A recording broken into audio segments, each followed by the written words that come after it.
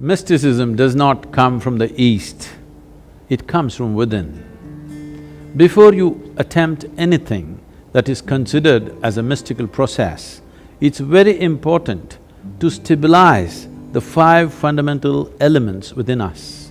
These are known as Panchabhutas or Mahatatvas in the yogic science. This body, this very earth, the universe and the cosmos, all are just a play of five elements. This body's composition is such that 72% of this body is water, approximately 12% is earth, 6% is air, 4% is fire, and the rest is space or akash. How these five elements behave within you will determine just about everything. Bhuta means element. Bhuta Shuddhi means to become free from the taint of elements or to cleanse the element.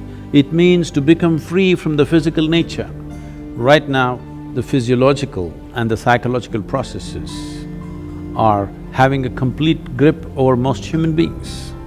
What we call as our physiology is something that we accumulated. What we call as our psychological process, the whole content for this is also accumulated in the form of impressions. Between these two, who you are or existentially what is the nature of your being is completely missed. If one wants to access dimensions which are not yet in your experience, dimensions which are considered mystical, first thing that we need to do is to start cleansing the five elements so that in the purity of the elements, you distinctly know the difference between what is physical, what is psychological and what is existential.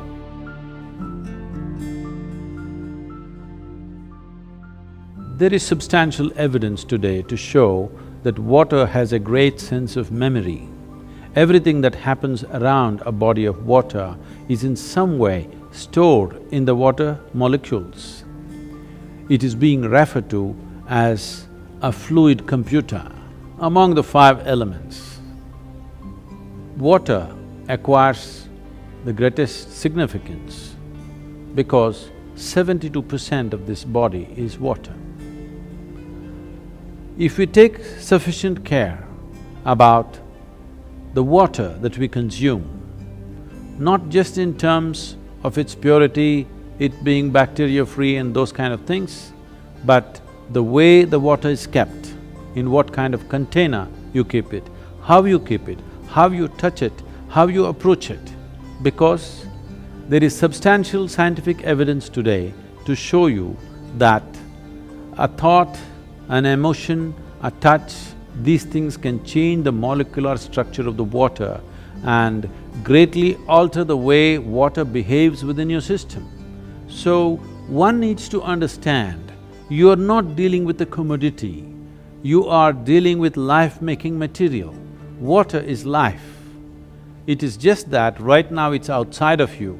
So before it enters your system, how you treat it? If you keep the water in a container which is metallic, preferably copper or an alloy of copper, and every day if you wash it with an organic substance and keep the water in a place where it is not touched by other smells and other substances, there is sufficient space around it, and when you approach it, if you can just hold this vessel with your hands with a certain sense of gratitude and reverence, because this is life-making material, and then consume it, you will see it will do wonders within your system.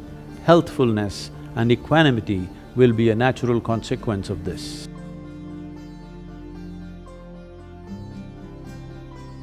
The soil that you walk upon has a certain sense of intelligence and memory.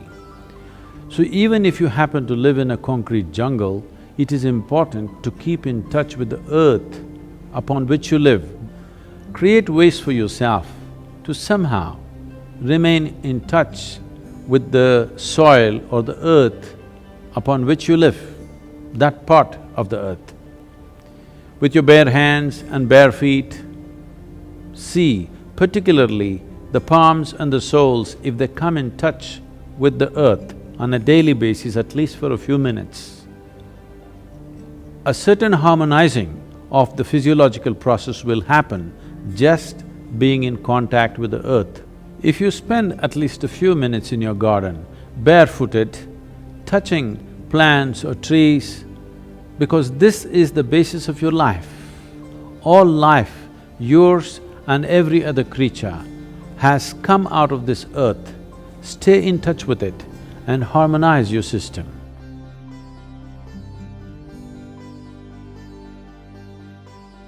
Though air represents only 6% of your body's elemental constitution, it is the most dynamic part of the element in terms of the transaction that happens on a minute-to-minute basis. What kind of air you breathe is definitely important and that's well known, but how you breathe and how consciously you breathe is equally important.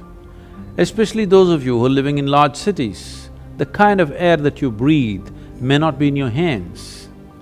So it's good, at least for a few minutes, take a walk in the park, along the lake or the river or whatever is available to you.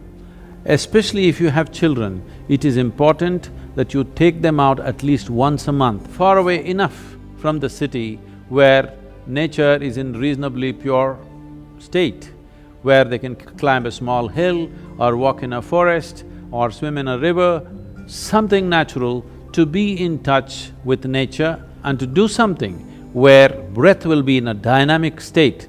This is not just for aerobic exercise, because constant exchange of air is happening from within and without, and the very intelligence in the body will take care of this, that when it senses the air is pure and alive, the way the body breathes is different, you can notice this, and the exchange will happen, cleansing will happen within the system, because breath per se is only 1 to 2% of the air transaction.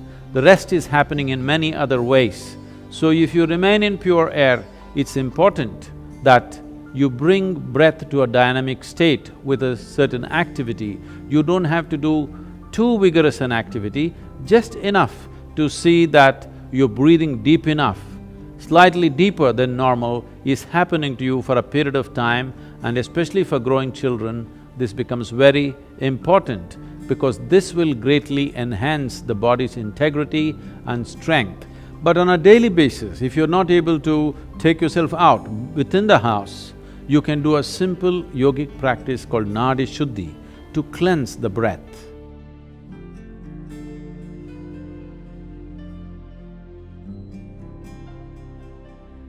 Fire accounts for 4% of your elemental makeup. What kind of fire burns within you? Is it the fire of greed, hatred, resentment, anger, lust, love, compassion? If you take care of that, once again, your physical and mental well-being is well taken care of. You become an equanimous and exuberant being. A simple process you can do to cleanse the fire within you is get some sunlight every day. Fortunately, you cannot contaminate the sunlight. Though we have contaminated every other element, sunlight has remained pure, make best use of that. If you wish to use fire, you can light a fire with an organic substance like straw or firewood without any oil, and stand facing the fire with your hands open and keep your eyes open for 3 minutes, then stand with your back to it, exposing your spine for 3 minutes. This will cleanse your aura and bring about a new sense of resurgence in the system. This is to rekindle and reconnect the fire within with the fires outside. This is the basis of all fire-based rituals in the East.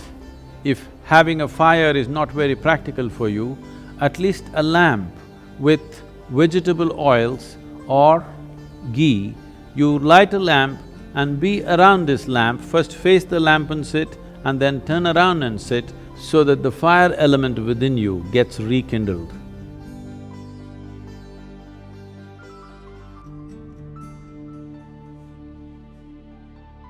The fifth and the most expansive dimension of the elemental composition is Akash or etheric space.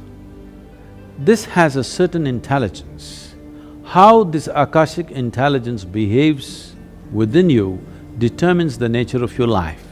The nature, quality and the power of your life essentially is determined by how much access can you find into the Akashic intelligence.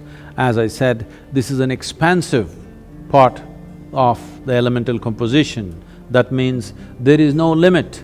There is only that much water, there is only that much air, that much earth and that much fire. But the Akashic dimension is a limitless possibility. If you find access in a limitless manner, both your perception and intelligence can grow. One simple process you can do to find more access to Akash or the Akashic intelligence is, after sunrise, before the sun crosses a 30-degree angle, you look up at the sky once and bow down to Akash for holding you and this planet in place.